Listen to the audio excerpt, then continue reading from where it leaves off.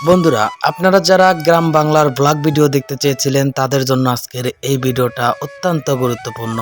আজকের এই ব্লগ ভিডিওতে আমি দেখাবো আমার গ্রামের কিছু অংশ। সম্পূর্ণ ভিডিওটা ধৈর্য সহকারে দেখতে থাকুন এবং এই ভিডিওতে যারা লাইক, কমেন্ট, সাবস্ক্রাইব, শেয়ার করেননি অবশ্যই ভিডিওতে লাইক, কমেন্ট, সাবস্ক্রাইব, শেয়ার করে দিবেন।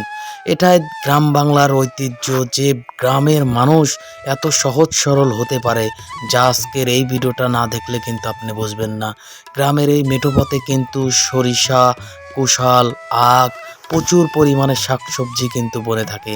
আর এখন কিন্তু সরিষার মহল, এখন কিন্তু সরিষার আবাদ নিয়ে কিন্তু গ্রামের কৃষকেরা প্রচুর পরিমাণে ব্যস্ত রয়েছে। গ্রাম বাংলার মাঠকে মাঠ কিন্তু এই স্মৃতিগুলা আপনার জীবনে যদি একবার একটি গ্রামে আসেন তাহলে কিন্তু আপনি গ্রাম দেখে মুগ্ধ হয়ে যাবেন। গ্রাম এত সুন্দর হতে পারে, এত এত এত স্নিগ্ধ হতে পারে, আপনি কিন্তু গ্রামে না আসলে বুঝতে পারবেন না। গ্রামের সেই সোনালি ধান যখন কৃষকের ঘরে উঠবে, কৃষক তখন মনের আনন্দ সুখ নিয়ে কিন্তু কাজ করে থাকে। আমাদের খাদ্য শস্য কিন্তু এই কৃষকরাই মেটে থাকে। যুগে যুগে ধরে কিন্তু এই কৃষকরাই অবহেলিত হয়ে যাচ্ছে। গ্রামের এই মেঠো পথ ধরে যখন আপনি হাঁটবেন, চারপাশের পাখির কোলাহল, মিষ্টি সুবাতাস তখন আপনাকে মুগ্ধ করবে। গ্রামের এই পরিবেশ ছেড়ে যে আজ যেখানেই আসেন না কেন, সকলে কমেন্ট করে জানিয়ে দিবেন আপনি কে কোথা থেকে আজকের এই ব্লগ ভিডিও দেখছেন।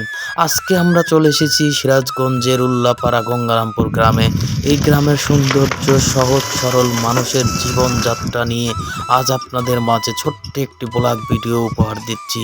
ভিডিওটা যদি ভালো লাগে অবশ্যই লাইক, কমেন্ট, সাবস্ক্রাইব, শেয়ার করে দিবেন।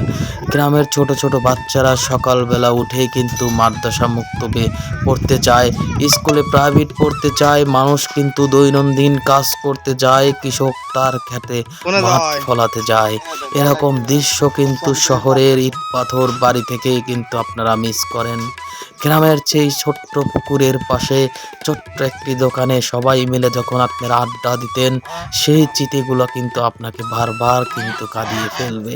গ্রামের সেই সকল স্মৃতি, হাঁস, মুরগি, গরু, ছাগল, এগুলোই কিন্তু আপনি শহরের ঘরে, শহরের মাটিতে কিন্তু আপনারা কখনোই পাবেন না। এই গ্রামটি যারা মিস করেন, গ্রাম যারা মিস করেন, আজকের এই লাইভ, আজকের এই ভিডিও তাদের জন্য।